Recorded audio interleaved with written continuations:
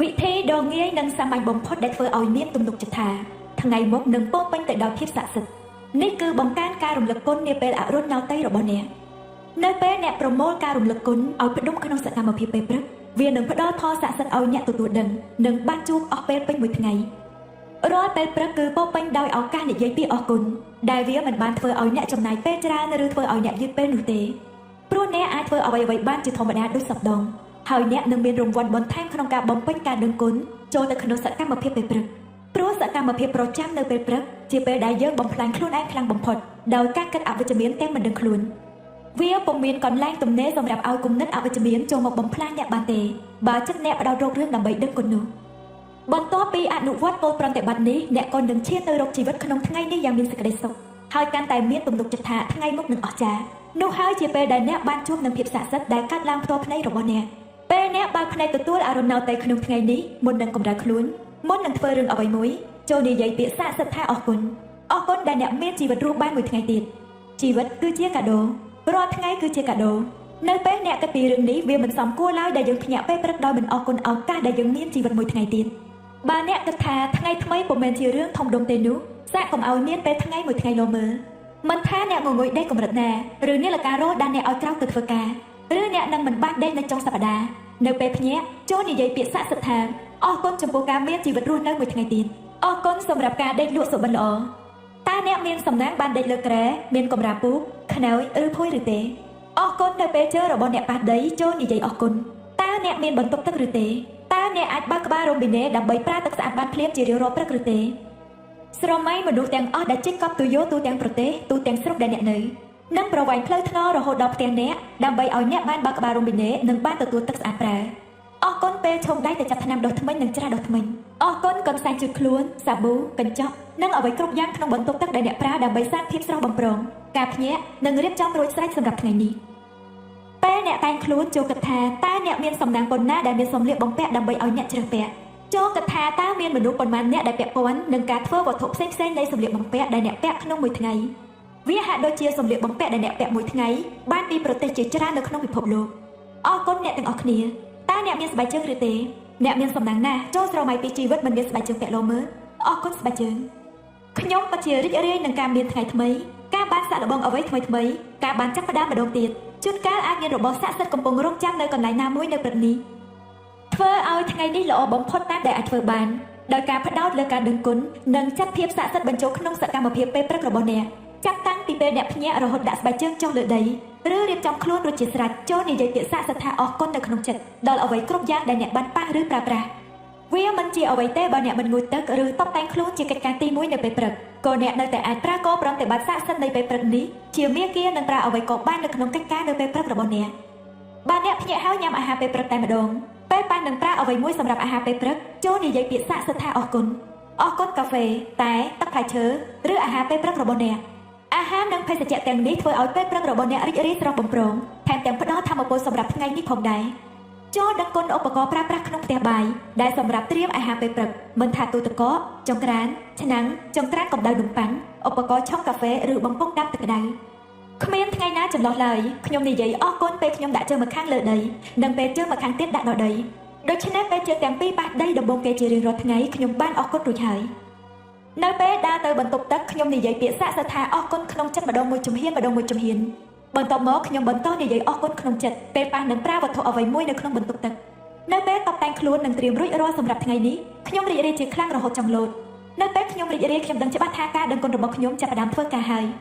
ខ្ញុំធានានឹងជួបថ្ងៃដ៏មហិច្ឆតាពេលធ្វើអ្វីមួយក្នុងថ្ងៃនោះខ្ញុំមានអារម្មណ៍ហាក់ដូចជាមានថាមពលអស្ចារ្យក្នុងខ្លួនពិតៗព្រោះមានរឿងល្អៗកើតឡើងហើយកើតឡើងទៀតនៅពេលរឿងល្អៗកើតឡើងម្ដងមួយខ្ញុំដឹងគុណកាន់តែខ្លាំងហើយជួយពន្លឿនមន្តស័ក្តិសិទ្ធិធ្វើឲ្យរឿងល្អៗកើតឡើងថែមទៀតអ្នកដឹងណាស់ថាអ្វីគ្រប់យ៉ាងដំណើរការទៅយ៉ាងរលូនពិតជាល្អណាស់អ្វីទាំងនេះគឺបានមកបន្ទាប់ពីអនុវត្តគោលប្រតិបត្តិស័ក្តិសិទ្ធិនៃពេលព្រឹកមិនតែប៉ុណ្ណោះវាកើតឡើងរាប់សិបដងគោលប្រតិបត្តិស័ក្តិសិទ្ធិលេខ11 1ពេលបើកភ្នែកនៅថ្ងៃថ្មីមុននឹងធ្វើអ្វីមួយចូលនិយាយពាក្យស័ក្តិសិទ្ធិអរគុណ2ចាប់តាំងពីពេលដែលអ្នកបើកភ្នែករហូតដល់រៀបចំខ្លួនរួចរាល់ចូលនិយាយពាក្យស័ក្តិសិទ្ធិនៅក្នុងចិត្តថាអរគុណចំពោះអ្វីគ្រប់យ៉ាងដែលអ្នកបានជួបប៉ះពាល់និងប្រើប្រាស់3 គិតដល់តែរឿងល្អៗដោយធ្វើកំណត់ត្រា10រឿងនិងសរសេរហេតុផលដែលអ្នកដឹងគុណអានតារាងនោះម្ដងទៀតពេលអានរឿងល្អមួយចប់ហើយចូលនិយាយថាអរគុណអរគុណអរគុណហើយរំលឹកគុណរឿងល្អៗទាំងនោះឲ្យច្រើនបំផុតតាមដែលអាចធ្វើបាន4មុនចូលដេកយប់នេះកាន់ថ្មស័ក្តិសិទ្ធិក្នុងដៃម្ខាងហើយពោលពាក្យស័ក្តិសិទ្ធិថាអរគុណសម្រាប់រឿងល្អបំផុតដែលកើតឡើងនាថ្ងៃនេះពេលខ្លះពន្លឺរបស់យើងក៏រលត់ទៅហើយអុចបំភ្លឺឡើងមកវិញជាថ្មីដោយផ្កាភ្លើងពីបុគ្គលដទៃមានហេតុផលដែលយើងម្នាក់ត្រូវគិតដោយការដឹងគុណយ៉ាងជ្រាលជ្រៅចំពោះបុគ្គលទាំងនោះដែលអុចបំភ្លឺដល់ខ្លួនយើងម្នាក់នឹងទទួលជំនួយការគ្រប់គ្រងនិងការណែនាំពីអ្នកដទៃនៅពេលណាមួយក្នុងជីវិតពេលមានការចាំបាច់បំផុតជួនកាលអ្នកដទៃផ្លាស់ប្ដូរដំណើរជីវិតរបស់យើងដោយការផ្ដល់កម្លាំងចិត្តការណែនាំឬនៅពេលដ៏ស័ក្តិសមបន្ទាប់មកជីវិតធ្វើដំណើរតទៅទៀតហើយយើងមានទំនោរភ្លេចពេលវេលាដែលមនុស្សម្នាក់ប៉ះពាល់យើងឬផ្លាស់ប្ដូរជីវិតយើងពេលខ្លះយើងមិនដឹងពីផលប៉ះពាល់ដែលអ្នកដទៃមានចំពោះយើងទេរហូតពេលវេលាកន្លងផុតទៅពេលយើងត្រឡប់មកមើលជីវិតទើបដឹងថាអ្នកនោះមានជាប់តាក់ទងនឹងការផ្លាស់ប្ដូរទិសដៅជីវិតយើងឲ្យល្អប្រសើរយ៉ាងមហិច្ឆតាអ្នកទាំងនោះអាចជាគ្រូបង្វឹកអ៊ំប្រុសអ៊ំស្រីជីដូនជីតាឬសមាជិកគ្រួសារដទៃអាចជាពេទ្យគិលានុបដ្ឋាយិកាឬសម្លាញ់អាចជាមនុស្សដែលណែនាំអ្នកឲ្យស្គាល់គោលជីវិតបច្ចុប្បន្នឬរបស់សំខាន់ម្យ៉ាងដែលคล้ายមកជារបស់សំណប់ចិត្តបំផុតរបស់អ្នកអាចជាអ្នកដទៃដែលអ្នកមិនស្គាល់តែចូលមកពាក់ព័ន្ធនឹងជីវិតរបស់អ្នកក្នុងកំឡុងពេលដ៏ខ្លីសម្ដែងចិត្តអាណិតអាសូរម្យ៉ាងដែលប៉ះទង្គិចដល់ចិត្តរបស់អ្នកជីដូនរបស់ខ្ញុំបានផ្ដល់ការស្រឡាញ់សៀវភៅការចេះធ្វើម្ហូបនិងទីជនបទដ៏ស្រស់ត្រកាលដោយចែករំលែកការស្រឡាញ់មកលើរបស់ទាំងនេះឲ្យខ្ញុំស្គាល់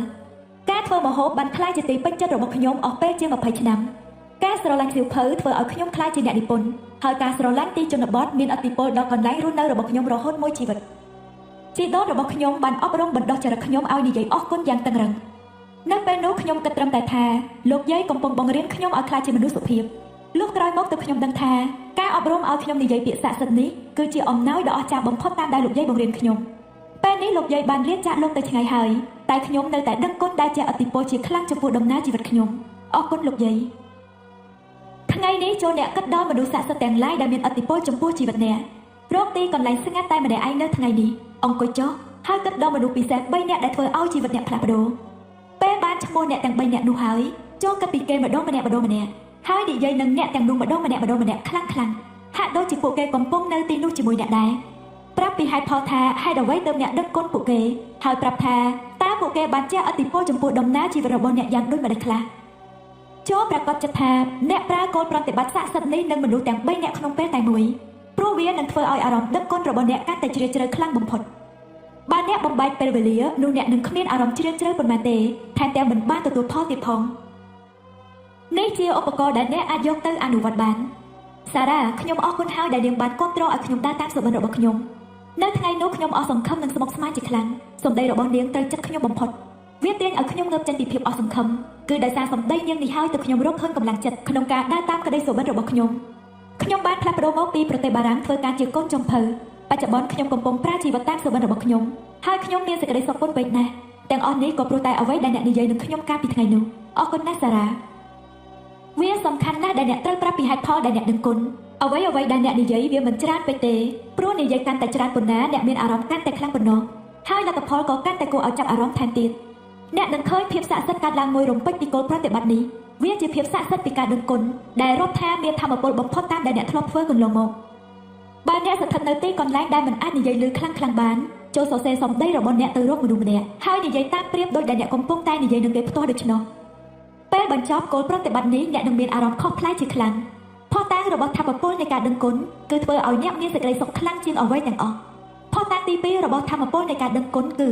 ការស្រូបទាញរឿងស័ក្តិសិទ្ធិទាំងឡាយបើមិនទាន់គ្រប់គ្រាន់ទេសេចក្តីសុខបន្ទាប់ពីការអនុវត្តការដឹងគុណក៏នឹងស្រូបទាញរឿងស័ក្តិសិទ្ធិកាន់តែខ្លាំងផងដែរដែលនឹងធ្វើឲ្យអ្នកមានសេចក្តីសុខកាន់តែខ្លាំងនោះគឺភាពស័ក្តិសិទ្ធិនៃជីវិតហើយនោះគឺជាធម៌ពលស័ក្តិសិទ្ធិនៃការដឹងគុណគោលប្រតិបត្តិស័ក្តិសិទ្ធិលេខ12